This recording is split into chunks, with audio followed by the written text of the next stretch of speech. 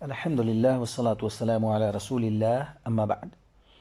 قال الله تعالى في القرآن المجيد: أعوذ بالله من الشيطان الرجيم الذي خلق الموت والحياة ليبلوكم أيكم أحسن عملا.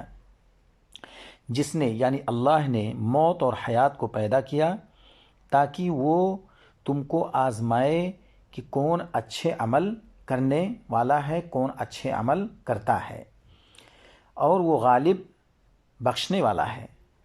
اللہ تعالیٰ نے اس آیت کریمہ کے اندر جس بات کا تذکرہ کیا ہے وہ یہ کہ موت و حیات کو پیدا کرنے کا مقصد ایک بندے کو آزمائے کہ وہ اچھے عمل کرتا ہے یا نہیں کرتا ہے۔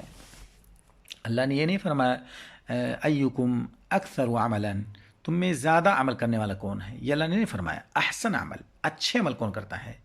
اب ہمیں سمجھنے کی جو چیز ہے اس آیت کریمہ کے اندر کہ اچھے عمل سے مراد کیا ہے، مفسرین نے اس تعلق سے بیان فرمایا اچھے عمل سے مراد وہ عمل جو کتاب و سنت کی روشنی میں کیا گیا ہو، یعنی اخلاص ہو اور اتباع رسول ہو، یہ ہے احسن عمل۔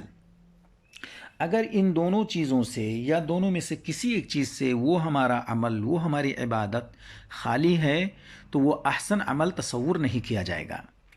مثال کے طور پر ہم نماز پڑھتے ہیں، اگر نماز کو ہم اپنے طریقے پر پڑھنے کی کوشش کریں نبی کے طریقے کو چھوڑ کر کے، تو یہ ہمارا عمل احسن نہیں ہوگا بلکہ وہ ہمارے منہ پر مار دیا جائے گا۔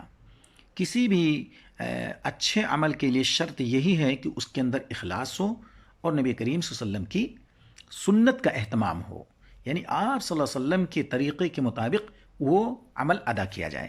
اللہ تعالی ہمیں اخلاص اور اتباع رسول کی توفیق عطا فرمائے۔ وآخر دعوانا الحمد للہ رب العالمین۔